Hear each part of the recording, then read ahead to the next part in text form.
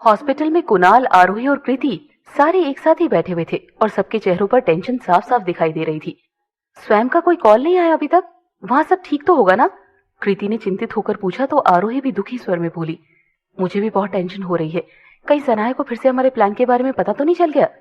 शुभ शुभ बोल आरोही, स्वयं हमारी आखिरी उम्मीद है। अगर इस बार भी हमारा प्लान फेल हो गया ना तो फिर हम कुछ नहीं कर पाएंगे। कुणाल ने घबराकर आरोही को टोकते हुए कहा।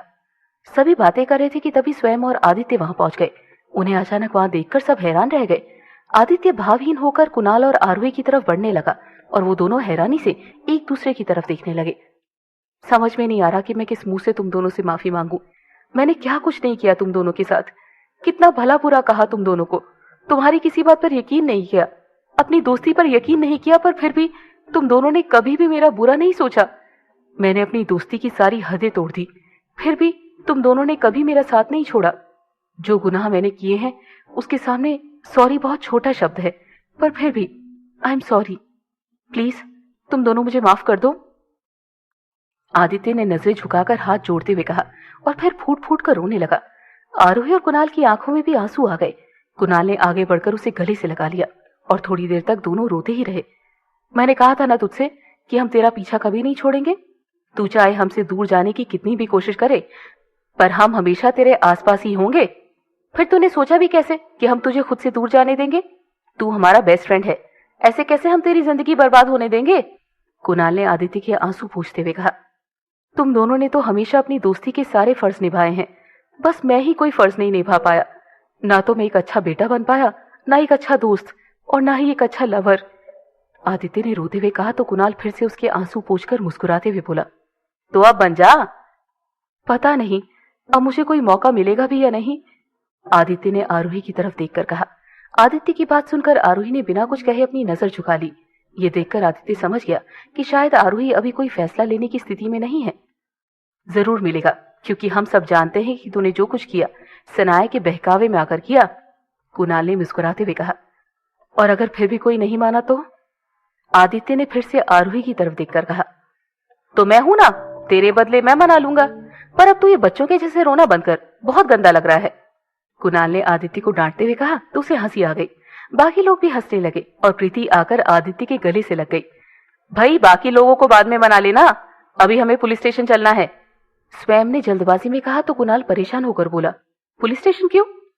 क्योंकि वो इंसान जो सनाया तक खबर पहुंचा रहा है उसे पुलिस ने अरेस्ट कर लिया है। वैसे पुलिस ने सनाया का एड्रेस भी पता कर लिया है, पर भाई चाहते थे कि वो खुद सनाया को पुलिस के हवाले करे, इसीलिए मैंने उन्हें रोक के रखा है। पर हम उन्हें ज्यादा देर तक नहीं रोक सकते, क्योंकि अगर सनाया को इस बात की भनक भी लग गई तो वो फिर से भागने की कोशिश करेगी। स्वयं ने अपनी बात समझाई तो कुणाल हैरानी से बोल पड़ा, अब ये सब तूने कैसे कर लिया? जाने से पहले मैंने भाई के फोन से सनाया का नंबर लेकर उसका फोन टैप करवाया था और वहीं से उस इंसान के बारे में पता चला। वो सनाया का सेक्रेटरी है और सनाया की गैर हाजिरी में वही आप सब पर छुपकर नजर रख रहा था। फोन कॉल से ही पुलिस को उन दोनों की लोकेशन के बारे में पता चला। पुलिस के पास उस कॉल की रिकॉर्डिंग भी है, जिसमें सनाया ने खुद उस इंसान से बातों ही बातों में कबूल किया है कि उसने ही मिखेल का मर्डर किया है और वो वापस भी सिर्फ और सिर्फ आदि भाई की प्रॉपर्टी के लिए आई है। स्वयं ने बताया तो आदित्य फिर से उदास हो गया, पर कुणाल बात संभालते हुए बोला, यार तू बस नाम का ही छोटा है, कितने बड़े बड़े काम कर लेता है तू, तो ये सब हमारे दिमाग में क्यों नहीं आया? भाई किसका है? आदित्य ने हंसते हुए कहा तो कृति उसे आंखें दिखाते हुए बोली, तू तो चुप ही कर और कुछ सीख ले इससे, कितना इंटेलिजेंट है ये, और तू एकदम पागल है। ऐसा कुछ नहीं है भाई, आप लोग बहुत टेंशन में थे, बस इसीलिए आपके दिमाग काम नहीं कर रहे थे। अब आप सब प्लीज मेरी तारीफ छोड़िए और चलिए, स्वयं ने कहा तो आदित्य भी गुस्से में बोल पड़ा, हाँ चल, मुझे भी जल्द से जल्द अपने सारे सवालों के जवाब लेने हैं उस धोखेबाज से। सारे लोग पुलिस स्टेशन पहुंच गए और फिर पुलिस को साथ लेकर सनाया के घर पहुंच गए। प्लीज आप सब 2 मिनट यहीं रुकिए, मैं पहले उससे जानना चाहता हूँ कि आखिर उसने मेरे साथ ऐसा क्यों किया, आदित्य ने गुस्से में कहा। सब उसकी बात मानकर बाहर ही रुक गए और आदित्य घर के अंदर चला गया। 2 दिन बाद आदित्य को देखकर सनाया ने गुस्से में उससे सवाल करना शुरू कर दिया, कहाँ थे तुम 2 दिनों से? तुम्हें पता है मैं कितनी परेशान हो गई थी, और तुम्हारा फोन कहाँ है? पता है मैंने तुम्हें कितने कॉल किए? क्यों किया तुमने मेरे साथ ऐसा? ऐसी क्या कमी रह गई थी मेरे प्यार में जो तुम्हें इतना बड़ा कदम उठाना पड़ा? आदित्य ने गंभीर होकर सनाया की आंखों में झांकते हुए पूछा। मैंने क्या किया? सनाया ने सकपकाते हुए पूछा। सनाया को अब तक नाटक करते देख आदित्य ने गुस्से से उसे कस के एक थप्पड़ लगा दी और सनाया उसे गुस्से में घूरने लगी। तुमने क्या किया? अरे कम से कम अब तो शर्म करो। और कितना गिरोगी तुम? और कितना नाटक करोगी तुम? मेरी जिंदगी बर्बाद कर दी तुमने और पूछ रही हो क्या किया? एक नहीं दो दो बार धोखा दिया तुमने मुझे। तुम 10 सालों से मेरे साथ प्यार का झूठा नाटक करती रही और मैं पागल तुम्हारे प्यार में इतना अंधा हो गया कि पूरी दुनिया के खिलाफ चला गया। जिन दोस्तों ने मुझे नई जिंदगी दी उनसे ही रिश्ता तोड़कर मैंने तुम पर यकीन किया। और तुमने क्या किया? उस मिखैल की तरह मेरे यकीन का भी खून कर दिया तुमने। आदित्य ने गुस्से में गरजते हुए कहा।